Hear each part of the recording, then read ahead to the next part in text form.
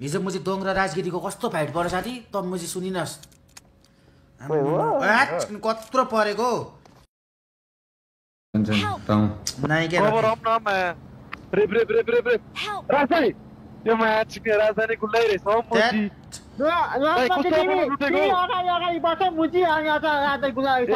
मुजी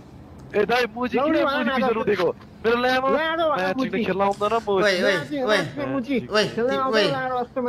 ओइ राज ओइ दोङ तिमीहरु के भएको ओइ मुजीहरु फ्रस्ट्रेसन मुजी यहाँ किन पोएको तिमीहरुले गेमको दाइ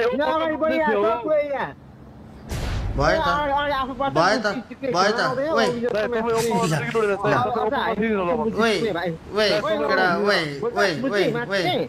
के दाइ के गर्नु मुजी पागल दाइ ओइ गुला छोड्देऊ न चुप्लाएर बस न मुजी यहाँ मुजी गेम कस्तो भइरहेछ लामो जस्तो दोङ तमन छोड्दे त नभन्दा त्यस्तो छोड्दे ए दाइ ओपनमा लुटिरहेको थियो ओपनमै थियो के पुरै उले खेल्न सक्ने जति हो त्यति खेल्छ त छोड्दैन बिचारालाई गाली गरेर के गर्छस् त्यस्तो अत्यति गर्ने भएन नि त ओपनमा बसेर पुरै दाइ अलिकति त दिमाग त राम्रो दाइ राजगिरी छ भयो क्या छोड्देऊ न छोड्देऊ न ओइ भयो त हौ मुजी भयो छोड्देऊ किप के रे किप काम शान्त एकछिन किन जोसिनु बिचारामा यहाँ सब फ्रस्ट्रेट भएर बसिरहेछ क्या छोड्देऊ न चिल भयो क्या सानसानो कुराहरू माइन्ड नगर न दोङमा त पनि त्यसो नभन् न मुजी दाइ सानो यस्तो अति बिल्ला खेलेको सबजना मुजी मै हुँ छ केटाहरू फेरि चिलमा खेल न हो उठ्छ त किल मुजी किन आतिरहेको नसक्ने रहेछ यार अस्ति खेलेको म नि आम्मामा सेक्न नि सेक्ने अलिक फास्ट खेल्न पर्छ क्या दोङसँग खेल्दा उसको क्यारेक्टरलाई नि अलिकति फास्ट गराउनु पर्छ क्या हामीले क्यारेक्टरलाई होइन हो दोङ भाइको अम्ला चाँडो चल्ने रहेछ अति एक्सरसाइज गर्छ जस्तो छ अनि केटाकेटी हो अनि 18 वर्षको मान्छेको औँला छिटो चल्दैन त हाम्रो त औँला चलाउँदा रगटिएर पनि स्लो भइसक्यो अनि केटाहरूले कोले देख्यो हिजो दोङ भाइ र राजगिरीको फाइट आम्मामा र परेको थियो ओपरे परो केको न्युमा र दोङ भाइले म्याच खेल्न आउँदैन मुजी राजगिरी गुलाम मुजी भनेर भन्थ्यो नि त्यसरी नै अति फ्रस्ट्रेट भएको तिमी त हामी यसरी भनौ के भनिस् तैले मलाई भन्दै मुजी गुलागिरी कम जोसी त कत्रो परो अति फ्रस्ट्रेट भएर बसे तिमी क्या साथी हामी हिजो मिसन कट्दै नकटेर म साढे दोङ खेल्दै थिएँ अन्तिममा लास्टतिर हौ 1-2 बजेसम्म त हेर्दै थियो 12-1 बजेसम्म त ओपर पर हो मिसन आएको थियो 35 किलको दिएको थियो क्या यहाँ अगाडि जानु त यहाँ लुटै लुट छ यतापट्टि यो घरभित्र पस मामा मलाई बोक्नु न मामा यहाँ आउनु त मलाई बोक्नु जोनमा लानु आउनु त मलाई बोक्नु जोनमा हिँड्नु अनि दाजुभाइ जोनमा जानुपर्छ बोक्नु त ल आऊ कस्तो दाजुभाइ हौ आउ ल हिँड्नु सिधै जोनमा हिँड्नु खोलाबारी जोनमा हो मामा ब्रिजबाट नजानु न पुलबाट फेबाट जाँदा हुन्छ हौ बाहिरबाट भान्जालाई बोकेर हिँड्दैछु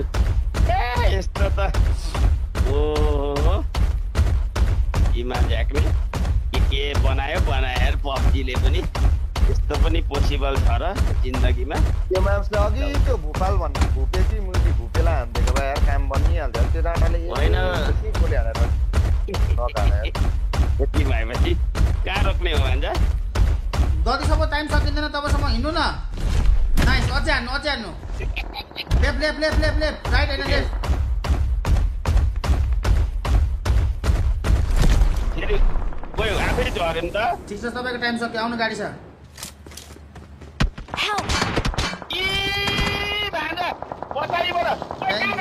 मामा भागेको होइन thank you so much for the delivery यार मामा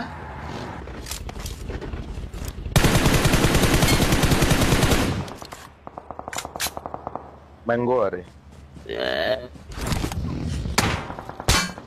थ्याङ्क यू सो मच है मामा हजुरको लागि पठाउको काम गरिदिनु भयो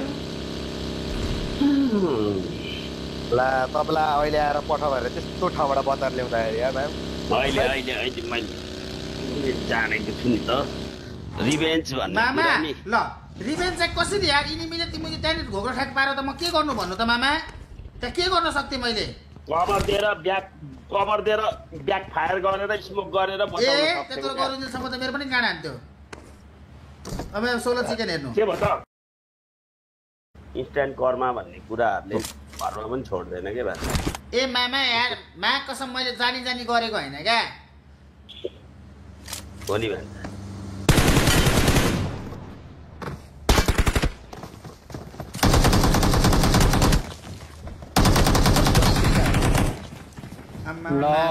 आगोमा गए डन मर्न गएका यस्तो भने त अघि बस्ती मरेको भए हुन्छ क्या मलाई बचाइ होइन हौ मामा तिनीहरूले त हेरेर आएको यार साथी सेबाउ अरे मुजी सेबाउ अरे कफिन अरे म्याच चिकन डुप्लिकेट अरे हेर साथी कस्तो चिकनहरू यार सिधै आए नि हौ 4 जना म्याच चढ्नलाई यार सिधै 4 जना म माथि चढ्न आएँ म बेहोस हालतमा थिएँ सर उनीहरूले मलाई एकदमै नराम्रो काम गरेर जानुभयो पुलिस चौकीमा कम्प्लेन लेखाएको क्या ए यस्तो भएको कुरा हिजो जर्सी मैले 100 एउटा त्यहाँ किन गिभअवे गरिनँ भन्दाखेरि जर्सी बोकेर गएको होइन आएसमा आएसै पल्टाउनु खोज्छ यार मुजी मान्छेहरू यार जर्सी भनेपछि क्या आएसको चक्काको छेउछाउमा कुद्छ यार यसो सम्झे मुजी यहाँ यसरी जर्सी फेलाफेल गर्नु थाल्यो भने यहाँ मान्छे मुझे हान गरेर मरामार काटाकाट गर्छन् भनेर सबको नाम टिपेर बरु त्यहाँ टोटल 220 कि 225 जना मान्छेहरू कतिजना रहेछ सबको नाम टिपायो सबको नाम र नम्बर छ अब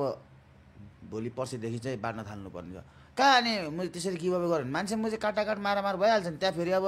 न पुलिस लिएर गइहाल्छ न एउटा सेक्युरिटी